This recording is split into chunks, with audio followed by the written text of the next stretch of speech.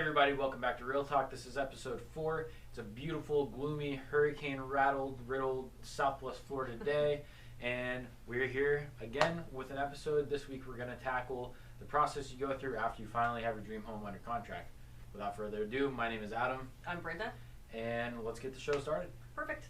So now you found your ideal home, you're under contract, what comes next? So now starts the process with your lender of what documentation you have to provide in order to go through the loan process. The very first thing you or your agent are going to provide to your lender is a copy of the executed sales contract for your home. This contract will have to be signed by both the buyer and the seller, so it's ready to go, fully executed. That goes to your lender first, along with pay stubs from the last 30 days, W-2s from the most recent 2-year period, filed tax returns from the last 2 years, bank statements for the most recent 2 months, a copy of your driver's license, make sure it's clear and legible, and your most recent statement from any investment account that you might have, 401k, things like that. You might think that's all you have to provide.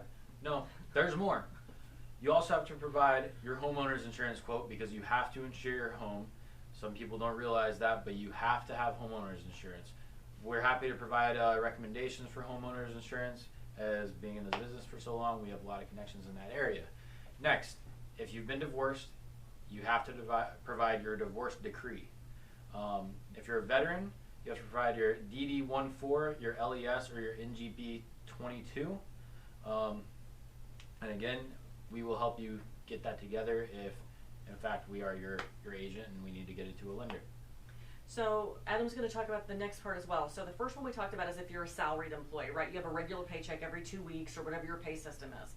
The next thing Adam's going to talk about is if you are self-employed. That's a little bit of a different process.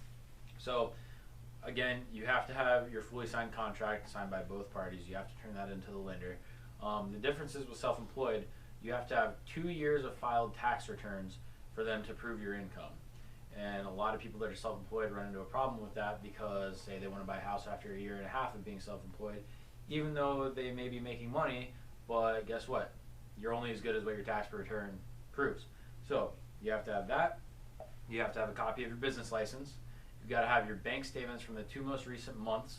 You've got to have your recent statements with your 401k, your annuities, any type of investment. Any type of that. And again, copy of your driver's license. So, and for self-employed, the same as a salaried employee, you're still going to have a quote from an insurance company for your homeowner's insurance. You're still going to have your divorce decree, and veterans, you're still going to need those same military IDs for your loan.